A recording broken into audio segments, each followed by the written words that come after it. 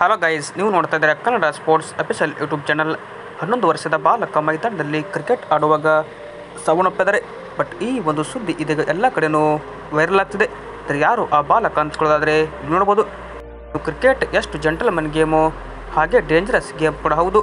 ಅಂತಹ ಘಟನೆ ಒಂದು ಕೂಡ ಇಲ್ಲಿ ನಡೆದಿದೆ. ಅಂದರೆ 11 ವರ್ಷದ ಬಾಲಕ ಈಗ ಕ್ರಿಕೆಟ್ ಆಡುವ ಸಂದರ್ಭದಲ್ಲಿ ಮೈದಾನದಲ್ಲಿ ಸಾವನ್ನಪ್ಪಿದ್ದಾರೆ. ಯಾರು ಆ ಬಾಲಕ ಅಂದ್ಕೊಳ್ಳೋದಾದರೆ ಶೌರ್ಯ ಅಂತ ಹೇಳ್ಬೋದು. ಬಟ್ ಈ ಒಂದು ಬಾಲಕ ಈಗ ಮೃತಪಟ್ಟಿರೋದು ಇದು ಪುಣೆಯಲ್ಲಿ ನಡೆದಂತಹ ಒಂದು ಘಟನೆ. ಅಂದರೆ ಇತ್ತೀಚೆಗೆ ಶೌರ್ಯ ಏನಪ್ಪ ಅಂದರೆ ಸ್ನೇಹಿತರೊಂದಿಗೆ ಕ್ರಿಕೆಟ್ ಆಡುತ್ತಿದ್ದ ಸಂದರ್ಭದಲ್ಲಿ ಬೌಲಿಂಗ್ ಕೂಡ ಮಾಡ್ತಾಯಿದ್ರು. ಇನ್ನು ಅವರ ಎಸೆತಕ್ಕೆ ಬ್ಯಾಟ್ಸ್ಮನ್ ಬಲವಾಗಿ ಬ್ಯಾಟ್ ಬೀಸಿದ್ರು.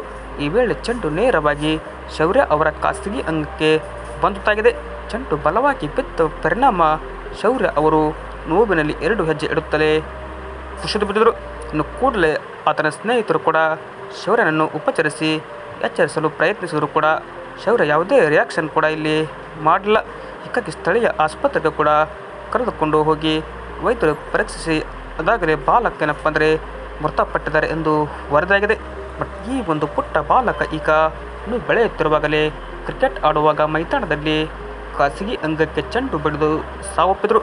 ಇದೇನಪ್ಪ ಅಂದರೆ ನಮಗೂ ಕೂಡ ಒಂಥರ ಬೇಜಾರಾಯಿತು. ಬಟ್ ಎಲ್ಲೆಡೆ ಈ ಒಂದು ಸುದ್ದಿ ಇದೀಗ ವೈರಲ್ ಆಗ್ತಿದೆ. ವಿಡಿಯೋ ಇಷ್ಟ ಆದರೆ ಲೈಕ್ ಮಾಡಿ. ಇದೇ ಥರ ಸ್ಪೋರ್ಟ್ಸ್ ಮಾಹಿತಿಗಾಗಿ ತಪ್ಪದೆ ನಮ್ಮ ಯೂಟ್ಯೂಬ್ ಚಾನಲ್ಗೆ ಸಬ್ಸ್ಕ್ರೈಬ್ ಆಗಿ ಸಪೋರ್ಟ್ ಮಾಡಿ. Thank you.